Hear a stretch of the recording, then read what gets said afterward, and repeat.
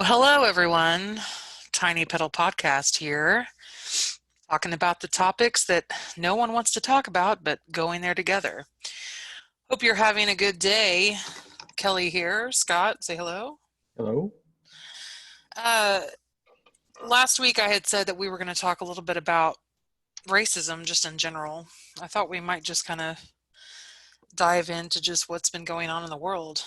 Um, I'll start by saying that I took I took a long time, so I'm going to go back to George Floyd.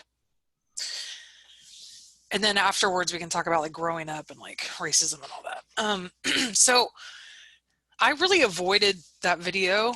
I had heard about it, avoided it like the plague because I thought to myself, man, if that video is true, like if what they say happened, like I don't know if I can even stomach that.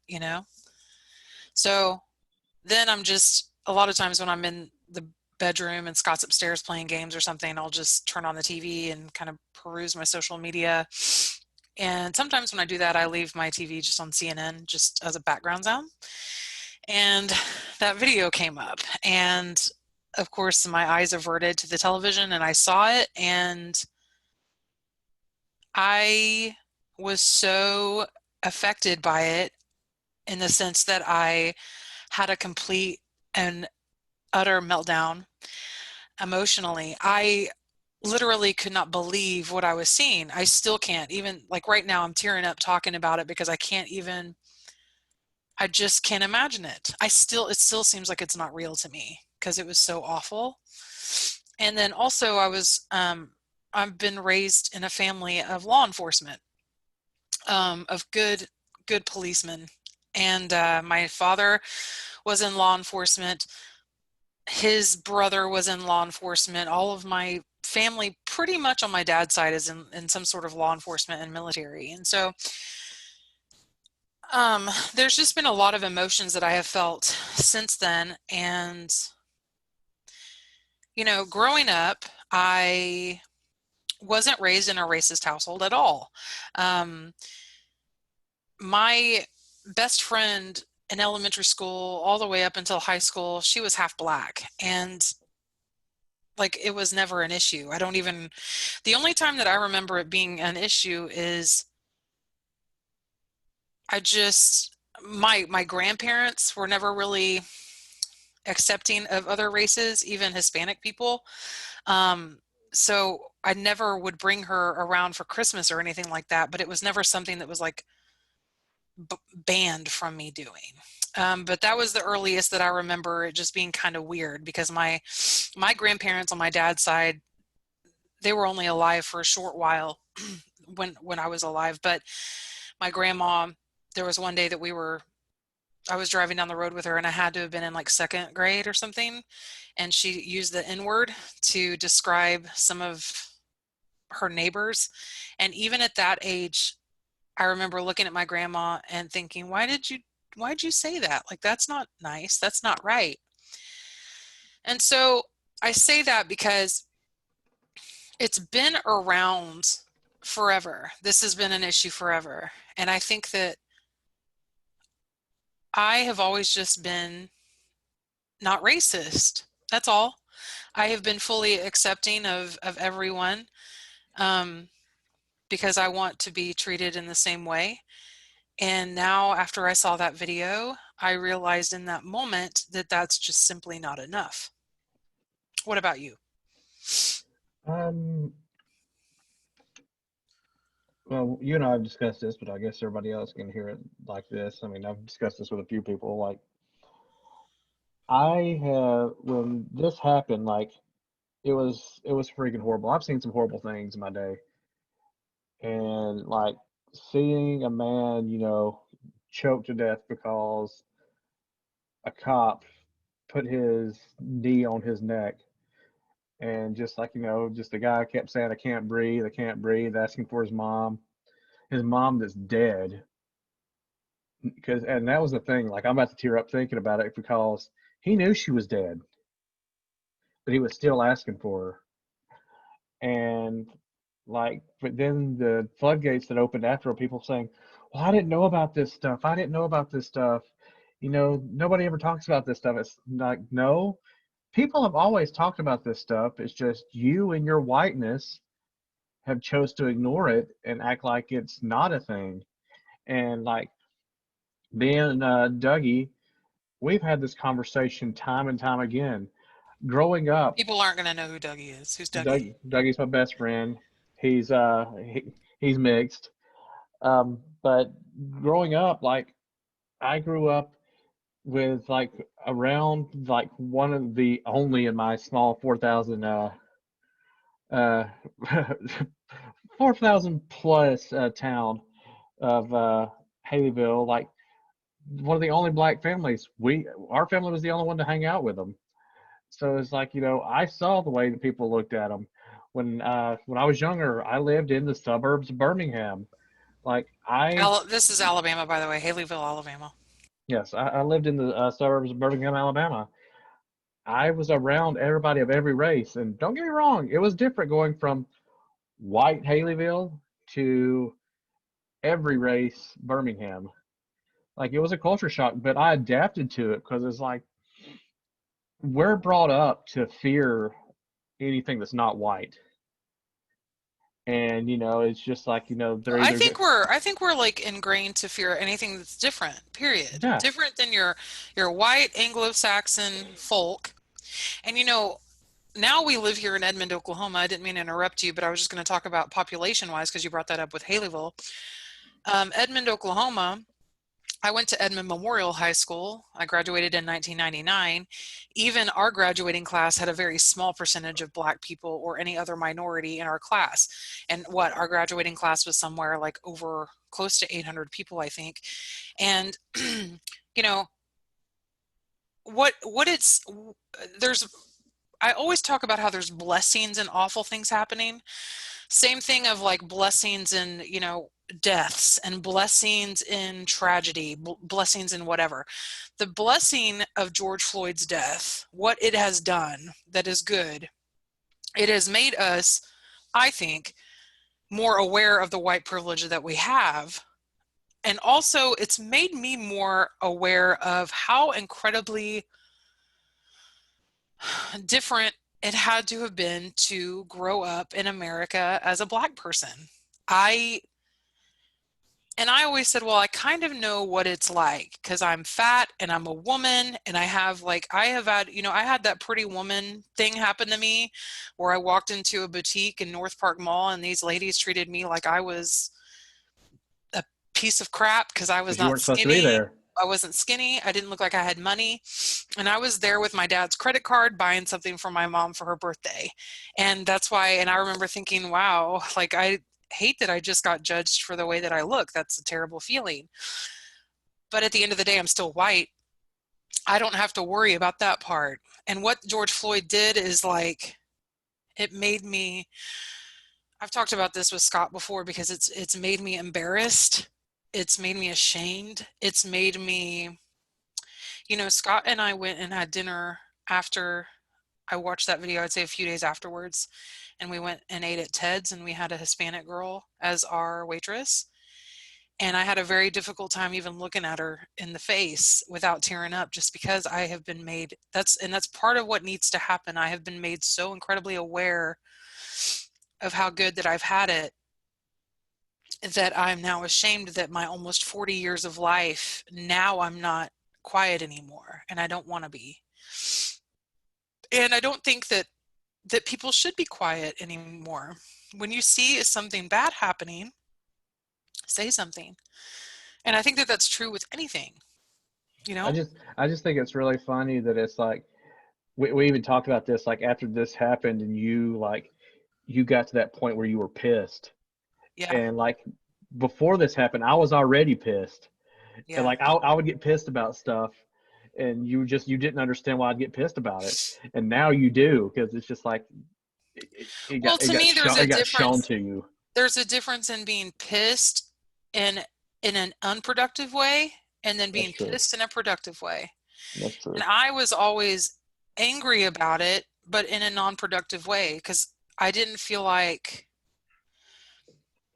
maybe I didn't know, maybe I was oblivious, maybe I just didn't take the time to research the outlets to really express my anger. So my anger was complacent in that sense. I don't know. But what I do know is that now all of the things that are happening in the world, not just George Floyd, not just Breonna Taylor, not just all of these names that we could list off for hours and hours, it's that I don't want to just live this carefree, worry-free life of accepting the injustices of the world and not saying anything. I would rather That makes you acknowledge the injustice of the world and be productive and do something right. because if you're keeping your mouth shut, that's making you complicit. 100%. Yeah, but it's like I also think that there's a proactive, productive way of expressing that. But I also it's so weird because I'm on the fence with everything. Like I understand why protesters become violent, especially right now. Because it keeps happening. And it's what I feel terrible about is that, you know, back in I don't remember what month that was that we did the protest here in Edmond, and we went to the one downtown and all of that, but they were peaceful. That one night that we went, I felt a little bit uncomfortable because we were getting there late in the evening and things were getting a little shady. So we kind of left early. But, other than that, especially the one here in Edmond, it was beautiful. It was peaceful. It was kind. It was uplifting. But you see all these things on the news about all the violence and everything happening. And it's like, as awful as it is, I get it. I'd be pissed too. Years and years and years, I'd be pissed 250 years ago. It's like, And also, even after it's happened, I mean, the cops are still doing it. I know. You're still hearing about it like every day or every other day that they're still doing it. They're still shooting with no warrant. They're just The weird thing is too, is it's like, where is this taking us now? Like, what's going to happen? And it's the same thing with, and I don't want to delve too deep into politics right now, but it's the same thing with people who support hate, people who support anger. You can choose to support, and I was actually talking to a friend of mine. He and I talk on Facebook. I think I told you about this, about politics. If it gets too heated on a public thread, he'll message me directly and we just have a discussion about it. And he is very much on the red side of things. And I am very much unapologetically on the blue side of things. But that being said, we're both good people. We're both able to communicate like normal people can and have a conversation, because ultimately at the end of the day, I think that's the only thing that's going to help is people talking about it, people figuring out the core of their beliefs and why they believe that way, whether it's environmental, emotional, psychological, whatever it is, economical. He and I were discussing that at the end of the day, and we'll just bring politics into this for a second, who are you going to vote for? Or it's not even that. If you go even a step deeper, it's like, what matters more to you? Is what the person does that's bad matter more to you, or what the person does that's good matter more to you? And I feel like that's a really valuable point. And I bring that up because we were talking about what happens now. You said police and everything are still doing it. And I'm sitting here thinking, the first thought that came to my mind when you said that, I was like, and they're going to. Because at the end of the day, you have people in power, no matter if it's a police officer, a judge, a lawyer, a president, who have things matter that are different than the things that matter to you. well. Does go ahead. I was just gonna say also the police, almost all police have a union that protects them from whatever they do. That's why you never see police get. But I don't even think that that's the issue. Even though they know that they have that protection, at the end of the day, I'm looking in the eye of somebody who's different than me. At the end of the day, no one is, it's like today, for example, Scott and we're working Postmates at lunch, trying to make a little extra cash, driving down 2nd Street. And I see a truck in front of me that has this cage, a small cage with 3 puppies in it. in the back of this truck that are muddy and dirty. And Scott's brain says, oh, that's so wonderful. He just picked them up off the side of the road, obviously, because they're dirty and stuff. And then my brain goes to, are you sure? Like, or is he being mean to these puppies? And then I literally started crying in the car. And that's who, that, you know what, is a perfect example of who I am. I'm going to cry if there's puppies in a small cage because they don't have any room to run around and they're dirty. And I just want to bathe them in Dawn soap and cuddle and kiss them all day and make sure that the evil man in that truck doesn't hurt them. And then on Scott's, and Scott's thinking, oh, that's great. And he probably rescued them from the side of the road and he's going to go and take them home and take care of them. I think, and that's my point, is just that every Scott that I look at and have that conversation with, every person that I have that conversation with is going to say, oh, I don't, it's this and that to me. It meant this or it meant that. And those meanings are ultimately what shape what you do, what you say, how you treat people. And growing up, I feel incredibly lucky that I had a family where that shit did not matter.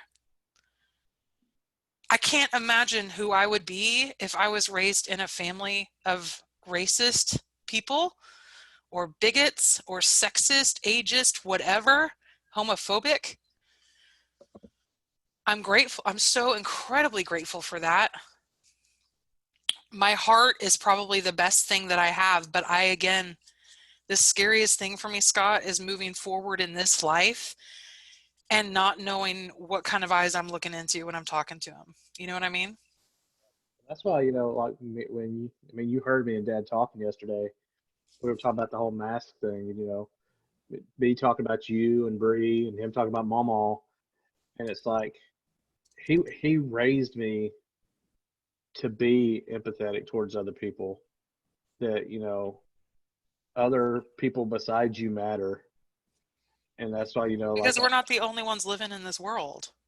and it just like I said, it aggravates me because like seeing people not wearing masks and stuff like that, it just like it enrages me because that's showing that you don't care about anybody except yourself. But And what's interesting about that point to you is that, would it enrage you as much had you not known about my daughter? If your grandma is not going through that, would it enrage you as much? Probably not. These little additives that you experience in your life completely navigate your emotions, tying back to the fact that you were saying, before I was all angry about this and you weren't, that you didn't understand my anger. No, what that meant is you were raised in Alabama where you were exposed to that way more and it angered you in a different way versus me. And I'm like, it angered me, but not in the way that I had to experience it on like a daily kind of in my face way.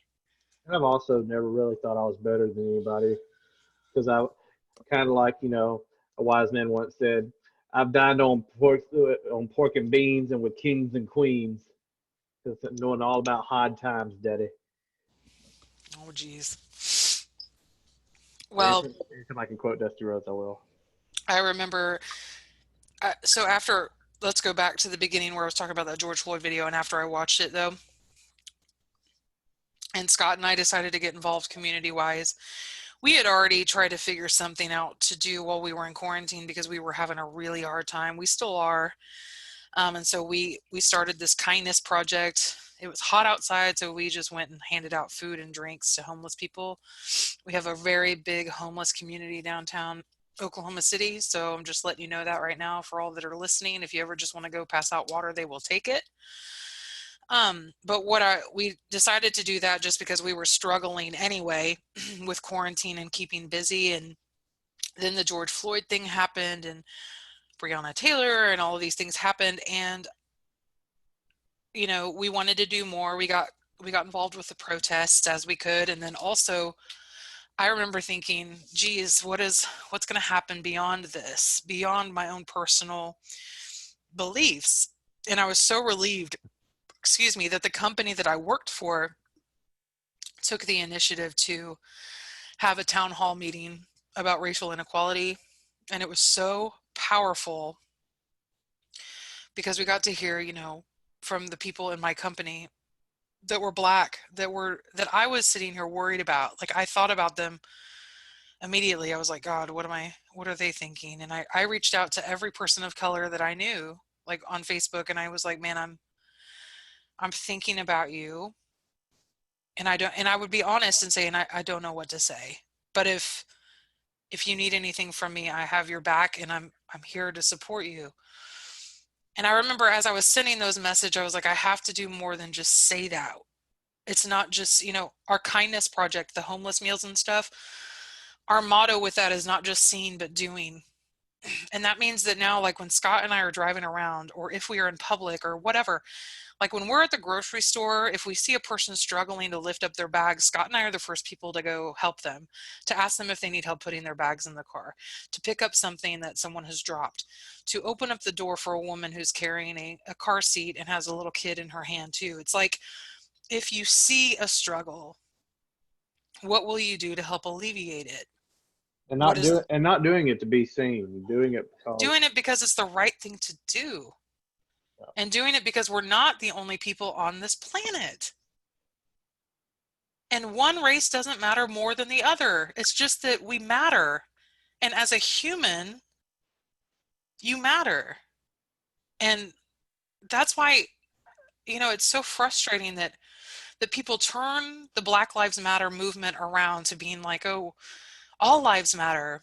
Well, yeah, but what we need to know and what we need to do is something for Black people right now. Because us as white people, we've always treated Black people as if, yeah, all lives matter, but we matter a little bit more. And that's just not fair. And in some cases, no, we matter a lot more. So much going back to, X amount of years ago, we're going to own Black people. Yep. When the core of our soul and our heart and our body, our muscles, our tendons, our bones are all the same. It's been something that's just been really upsetting to me lately. And I don't know what's going to happen, like, moving forward, but I know that with everything that's been going on in the world, that I have felt completely unled by our president. And I'm not going to sit here, this isn't going to be a Trump bashing thing, because the beauty, I think, of living in America and the beauty of patriotism and having pride in your country. And I'm saying this for anyone who's listening to me that might be a Trump supporter or whatever. I am married to a veteran. He served our country. He was deployed. He did that for us. And so I'm having this conversation with him, my husband, and I'm telling you right now that I have never felt so detached from my president in my life, no matter if they were Republican or Democrat rather. My friend, I'm not going to name him, but a friend of mine was talking on a thread of mine on Facebook saying, growing up as a kid, always looked up to the president. And for me, it was their wives too. And I looked up to them not knowing what political affiliation they had. I just looked up to them for how they spoke to me as an American. Mm-hmm. But one of the beauties of being American, I think, is being able to talk about having different beliefs and believing in those beliefs. Like, even though at this point I wouldn't understand someone supporting our president, I'd still listen to them, especially if they were willing to listen to me. Yep. And at the end of the day, I feel like that's the only thing that's going to get us where we need to go. But we do need a leader that's going to really focus on uniting a very divided country, and that's going to speak to me in a way that provides me comfort and security in a very scary and uncertain time. And we just don't have that. And I feel like when you don't have that, whether it's in real life, like whether your parents aren't there to bind you together in times of fear or whatever and comfort you, then what do? You freak out. You you have to get all of those emotions out somehow. Mm-hmm. And if you grew up in a way, or if you're not led in a way to be able to safely feel what you feel, no matter how uncomfortable it is, then you will do it in any way that you can get it out. And I think that that ties into everything, ties into riots, ties into school shootings, ties into domestic violence, ties into all of these things where it's like you deal with what you deal with the tools in which you are given. How big is your toolbox? Depends on so many different things. You grew up Hmm. in Alabama, I grew up in Oklahoma. I feel like our toolboxes are about the same size, just a little bit different tools inside. Yeah. Versus if somebody grew up in, say, I don't know, where's a very culturally diverse place? South Oh, San Africa, Francisco. Oh, okay. San Francisco. Is Yeah. that what you were gonna say? Yeah. So yeah, like either place where you have all of these diverse cultures going around, different kinds of people, different shades of people, your toolbox is probably bigger than ours. Hmm. But even I think in the United States, our toolbox is a certain size. Oh, yeah. So as scary as it is, I hope that this brings some kind of revolution, a much needed. I have to hold on to the hope of better late than never mentality on this. Yeah. That's all I got. I mean, that's all there is. It's we can hope and do our I part and just, vote. I don't, yeah, vote, but also do our part and say something, do something kind. Um, Hmm. I know that sometimes people really believe in the value of a mapped out plan. Like this is how we're going to get there. It's point A, B, C, and D. Okay. Well, let's just use like a map analogy. Let's say that you and I, we're on a map to ultimate freedom here, Scott. We're on a map to ultimate freedom in a world where there's no inequality. And I am the smartest person in the world, and I have mapped this out in like 5 steps: A, B, C, D. We're going down John Kirkpatrick Turnpike to Tulsa. But what happens, when we hit a roadblock? You got to go a different direction, and then you got to figure it out along the way. And I anticipate that there's going to be a cajillion roadblocks, but I really have to be optimistic. I also hope that the listeners out there are being optimistic. I hope that people are holding on to the idea that we can be better, that we are better than this, and that Scott and I have discussed many times that we believe that when we look at somebody in the eye, we don't know their journey. We don't know what they've been through. We just choose to believe that the core of every person is good. And if they're not, then they're not, and that's fine. And if they are, then great. All that we can do is give people the benefit of the doubt that they're good to the core. We're all alike at the center, our hearts, and act accordingly. I would hope that I remember the days, I think we talked about this, and I'll wrap this up with talking about Breonna, always my daughter, inspiration of all things that are good. I remember the days, I think I talked about this last time, of her and I when we were in quarantine our entire life. And if we had to go somewhere, which was rare, but we would sometimes have to go to the grocery store, I remember how much it meant to me when someone would open the door for me, because I was literally carrying her car seat. I had my purse and I had a backpack with an oxygen tank with all these tubes attached to her and a monitor as well, going just into Walmart to pick up a few things. That was our journey. And someone would see me struggling to open the door and always get the door for me. And I remember thinking, man, there's still humanity. It's still there. And you know what? The money that we've raised for people in need, the things that we've been able to give to people because community has come together and proven itself time and time again. I reflect back on those instances and it gives me hope that humanity is still there and that we know that we're better than this. And I have to believe that, like, the population of the United States, the majority are good too. Hmm. So my question is, Scott, what are you going to do to help the world be a better place moving forward? I mean, keep it on, keep it on. I mean, I go Open out of those my, doors for yeah, people. I mean, I go out of my way to try to be as kind as I can to people. I mean, my shirt even says it. I mean, that's what I try to. He's wearing I a try. Be Kind t-shirt, by the way. They can't see your shirt. Well, I mean, they Um, can here, but uh, But, you know, that's also why I wear shirts that say that on there because I want people to stop and look at it and be like, "Oh, well, how can I be kind?" Or why not? Yeah, that's the biggest Why thing. not? Why not? What do you have to lose by being kind to everybody? Hmm. And you know what is the worst? And I guess that this is another blessing of the awful things that are happening in life is that it's also making me look back and I see I'm getting emotional talking about it. It makes me look back on my life and all the times that I have said some shit. I have just said some mean shit to people, about people, stuff that I didn't even mean, but I still said it. And it makes me feel awful, but at least I acknowledge it now and I will never do it again, ever. Hmm. And especially like when it comes to children and just people in general, just at the end of the day, if you can choose kindness, choose acceptance, because what do you have to lose?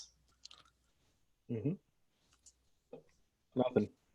And you might end up making some incredible relationships with people that you would have never even had if you had been so judgmental or hateful.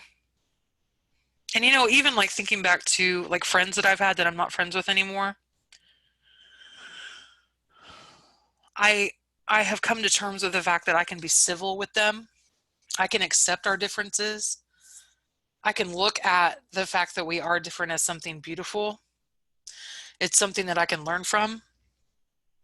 And our differences, the beauty of it too is that it is something that I don't understand and that I can constantly live in a life of wanting to know more and wanting to do better. And I'm comfortable with that.